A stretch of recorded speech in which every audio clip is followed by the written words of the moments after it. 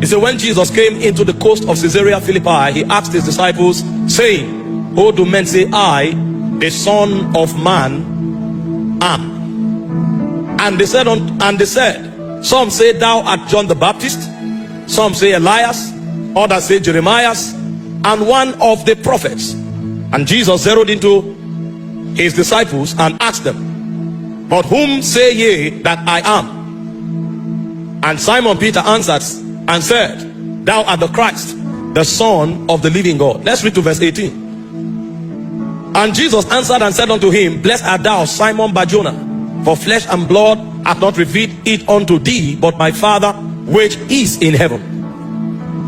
And I say unto thee, that thou art Peter, and upon this rock I will build my church, and the gates of hell shall not prevail against it. There are four emphases I want to bring out quickly from this scripture as we delve deeper into the teaching. Number one is the fact that it's possible for a whole generation who are very religious, carrying out religious activities, end up not having an accurate revelation of Jesus. That you come to church, that you are a leader, and that you have title in church does not automatically translate to a revelation of Jesus. You can imagine that the whole of that dispensation, nobody knew him. There were doctors of the law, there were Pharisees, there were readers of the Torah. But when the question, most critical question, was asked, who do men say I, the Son of Man, I am? They ended up with speculations. The whole prophetic, apostolic, and priesthood college did not have an accurate diagnosis of who Jesus was. And you may think this was a reality in the days of the Pharisees. You'll be shocked that even in our day and time, a large percentage of the church still does not have a revelation of who Jesus is. Some say he's a prophet, and they were listing some mighty prophets. Perhaps they called him Jeremiah because his words were very acute and stung their souls like the words of Jeremiah. Perhaps they called him Elijah because he manifested power, and they saw Elijah demonstrate power, so they categorized him under the prophets that walk in the power of God. But they were grossly wrong. A whole generation full of religion did not have a revelation of Jesus. Is it possible that you have been a Christian for 15 years, for 20 years, you pray, you fast, you do all the church rituals, yet you don't know him? Could that be your state? Because this was the condition of a whole generation. They didn't know who he was. Second emphasis, he turned to his own disciples and asked them, who do you say I am? And it will surprise you that even those who had the status of disciples did not know him. They walked with him from place to place. They saw the miracles. They had proximity with him, but they didn't know him. That you are around does not mean you are in touch. Who else should know him? The ones who already had the status of disciples. These were not outsiders. These were not religious people. These were people walking with him. So you can be walking with him and not know him. You can be preaching for him and not know him. They were called disciples, and rightly they were, but they didn't know him, because it was that moment that a disclosure happened. So Peter did not have a prior knowledge. None of the disciples had a prior knowledge. It was at that moment that the Father granted the disclosure.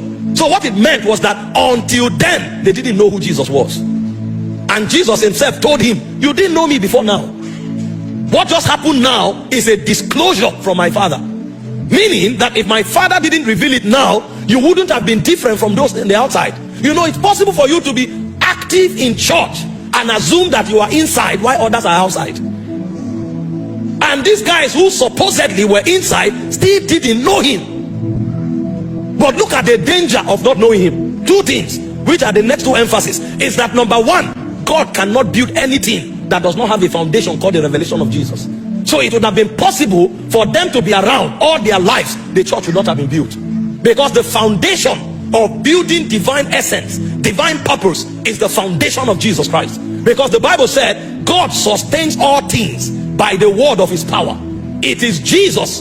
Jesus is the divine mechanism, not just for creation, but for sustaining creation. He said, God, who at sundry times and in diverse manners spake in time past unto the fathers by the prophets, has in this last day spoken to us by his Son, whom he appointed heir of all things, and by whom also he created the world. Hebrews 1 from verse 1 to 3. Who being the brightness of his glory, the express image of his person, sustaining all things by the word of his power. So God creates and sustains by Jesus. So anywhere there is no revelation of Jesus, God cannot create. Anywhere there is no revelation of Jesus, God cannot sustain. So the danger of not knowing Jesus is that God can't build anything in your life. You may end up with intelligence, you may end up with philosophy, but divine purpose can never find expression in your life. That's the danger. And this is why a generation must contend to know Jesus. Number two, which is the second danger, is that whatever is built in your life will definitely come under attack, and until Jesus is the bedrock, it will collapse. Upon this revelation, I build my church. So I build upon the revelation of the Christ, and if I build upon this revelation, the gates of hell will come, but they shall not prevail. Do you now see why many people have the status, the identity, the name of Christianity on their heads, but there's nothing of God traceable to them? And even the ones built eventually collapses, because when the wind hits boisterously, if Jesus is not the foundation, it will sink. This is why before he began the project of building, he returned to the critical question, who do you say I am?